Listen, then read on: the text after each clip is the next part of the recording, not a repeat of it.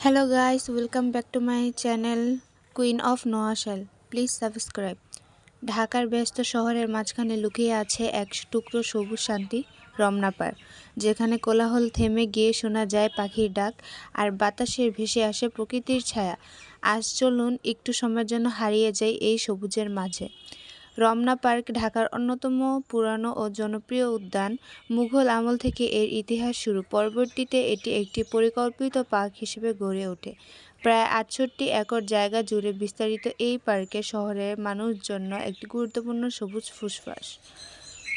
Ramna park মানেই সবুজ গাছপালা, খোলা মাঠ আর শান্ত পরিবেশ। এখানে রয়েছে শতাধিক প্রজাতির গাছ, রঙিন ফুল আর ছায়াঘেরা হাঁটার পথ, সকালের নরম রাত অথবা বিকালের শান্ত বাতাস, সব মিলিয়ে এই জায়গাটাকে মনকে অনেক হালকা করে দেয়। পার্কের মাঝখানে থাকা লেকটি রমনাকে দিয়েছে আলাদা এক সৌন্দর্য।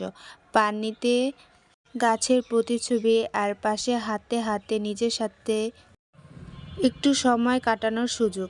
অনেকেই এখানে আসে হাঁটতে, ব্যায়াম করতে অথবা একটু নিরিবিলি সময় কাটাতে। প্রতিদিন সকালে রমনা পার্কে দেখা যায় হাঁটতে আসা মানুষ, যোগব্যায়াম করতে থাকা দল আর ক্যামেরা হাতে প্রকৃতপ্রেমী ফটোগ্রাফার। কেউ আসে শরীরচর্চার জন্য, কেউ বা আসে মানসিক শান্তি খুঁজে।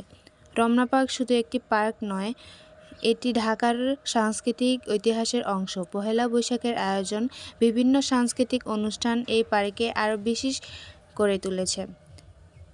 ব্যস্ত জীবনের মাঝে যদি একটুখানি প্রশান্তি খুঁজে নিতে চান, রমনা পার্ক হতে পারে সেই জায়গা। সবুজের মাঝে কিছু নিঃশ্বাস, নিজের জন্য কিছু সময়, রমনা পার্ক আপনাকে সেটুকুই উপহার দেয়। কখনো কখনো আমাদের শুধু থেমে দাঁড়ানো দরকার, শহরের কোলাহল থেকে একটু দূরে নিজের নিঃশ্বাসটা অনুভব করার জন্য। রমনা পার্ক ঠিক সেই জায়গা যেখানে প্রকৃতি কথা বলে নীরবতায়। সবুজ পাতার ফাঁক দিয়ে আলো এসে পড়ে, হালকা বাতাসে দুলে উঠে গাছগুলো। এখানে হাঁটতে হাঁটতে মনে হয় সময়টা যেন একটু ধীরে চলে। লেকের পাশে দাঁড়িয়ে পানির ঢেউয়ের শব্দ শুনলে মনের ভেতরের অস্থিরতাও আস্তে আস্তে শান্ত হয়ে আসে। কেউ এখানে আসে একা, কেউ আসে প্রিয়জনের সাথে, কেউ আসে নিজের ভিতরের মানুষটাকে আবার খুঁজে পেতে।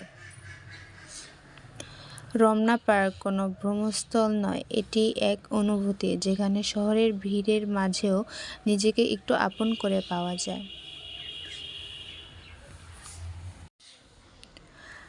আজ আমি আছি ঢাকার একদম মাঝখানে, কিন্তু চারপাশে সবুজ আর শান্ত পরিবেশ।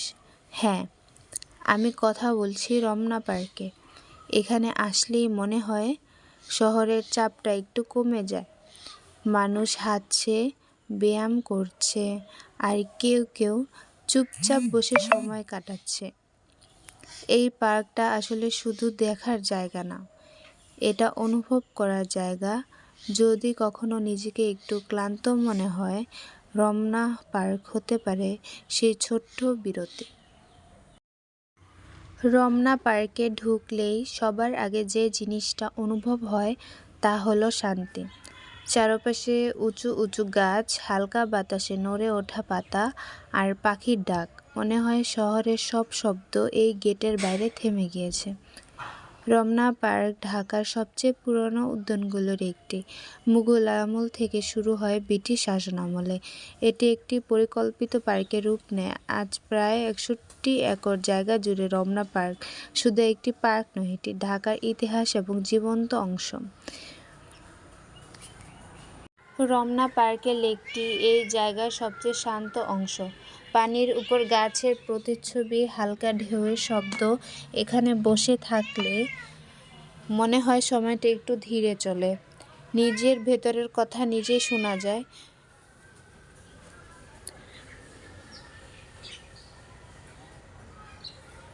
রমনা পার্ক ঢাকার সাংস্কৃতিক জীবনেও একটি অংশ। পহেলা বৈশাখ, বিভিন্ন অনুষ্ঠান এই পার্কে আরও অর্থবহ করে তোলে। এটা শুধু সবুজের জায়গা নয়, এটা মানুষের অনুভূতির জায়গা।